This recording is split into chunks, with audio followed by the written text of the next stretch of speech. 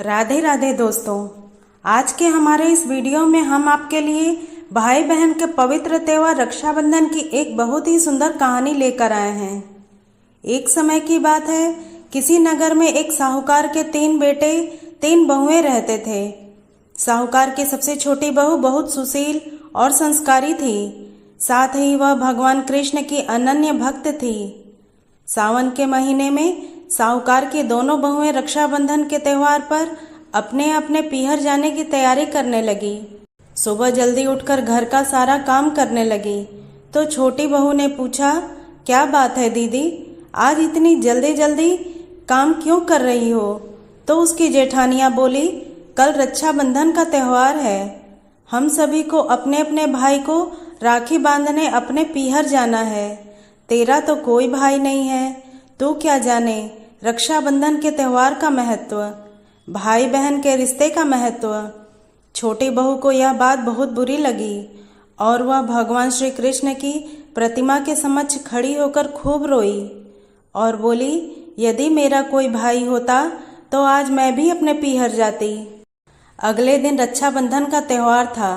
सुबह सुबह उसके घर उसके दूर के रिश्ते का एक भाई आया और आकर साहूकार से बोला, यह मेरी बहन है, मैं इसके दूर के रिश्ते का भाई हूँ और इसे रक्षाबंधन के त्योहार पर अपने साथ अपने घर ले जाने आया हूँ। तब साहूकार का बेटा बोला, लेकिन इसका तो कोई भाई नहीं है, तुम कौन हो? उसके समझाने पर साहूकार और उसका बेटा मान गया और छोटी बहू को उसके साथ भेजने को तैयार हो गए। परंतु छोटी बहू के पति के मन में कुछ शंका थी। वह बोला, आप इसे ले जाइए, परंतु इसे वापस लेने मैं खुद आऊँगा। ऐसा कहकर उन्होंने छोटी बहू को उसके भाई के साथ रवाना करा। रास्ते में चलते चलते छोटी बहू ने अपने भाई से कहा, भैया तुम इतने सालों तक कहाँ थे और पहले मुझसे रक्षाबंधन पर कभी राखी बंधवाने क्यों नहीं आए? तो उसका भाई बोला, बहन मैं 7 समुंदर पार परदेश में कमाने गया था। अब वह दोनों अपने घर पहुंचे तो घर में भाभी ने अपनी ननद का स्वागत किया, खूब आवभगत करी। फिर उन्होंने रक्षाबंधन का त्योहार मनाया। ऐसे ही हंसी खुशी समय बीत गया।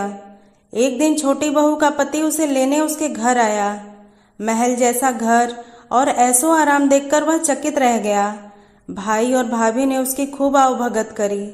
अगले दिन सुबह सुबह भाई और भाभी ने उसे उसके घर के लिए रवाना किया। विदा करते समय उसे खूब सोना चांदी, हीरे जवाहरात आदि दिए। थोड़ी दूर जाने पर छोटी बहू का पति बोला, अरे मैं गलती से अपना कुर्ता वहीं भूल आया हूँ। तब वह बोली, कोई बात नहीं, आपका कुर्ता तो पुराना था, इतनी दूर वापस जाएंगे तो घर पहुँचते पहुँचते अंधेरा हो जाएगा। लेकिन उसका पति बोला, नहीं, मैं वापस जाकर अपना कुर्ता ले ही आता हूँ। ऐसा कहकर वे दोनों उसके भाई के घर के लिए वापस रवाना हुए।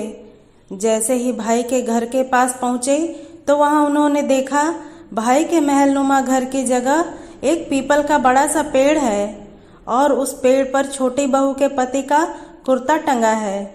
यह देखकर वह बहुत नाराज हुआ और अपनी पत्नी से बोला, ये क्या काला जादू है? कौन था वो जो तेरा भाई बनकर तुझे यहाँ लेकर आया था? मुझे तो शुरू से ही शक था, इसीलिए मैं तुझे लेने आया था। बता कौन था वो? ऐसा कहकर वो छोटी बहू को मारने लगा। इतने में तेज प्रकाश के साथ भगवान श्री कृष्ण वहाँ स्वयं प्रकट हुए और बोले, मत मारो इसे, ये मेरी बहन है। हर साल रक्षाबंधन के त्योहार पर ये मुझे राखी बांधती आई है और अब मैंने इसका भाई होने का फर्ज निभाया है। इसे मैंने अपनी बहन माना है। छोटी बहू और उसका पति हाथ जोड़कर श्री कृष्ण के चरणों में गिर गए। तो दोस्तों, कैसी लगी आपको हमारी आज की यह कहानी? हमें कमेंट बॉक्स में लिखकर जरूर भेजिएगा और साथ ही साथ हमारे इस चैनल को सब्सक्राइब करना ना भूलें। जय श्री कृष्ण।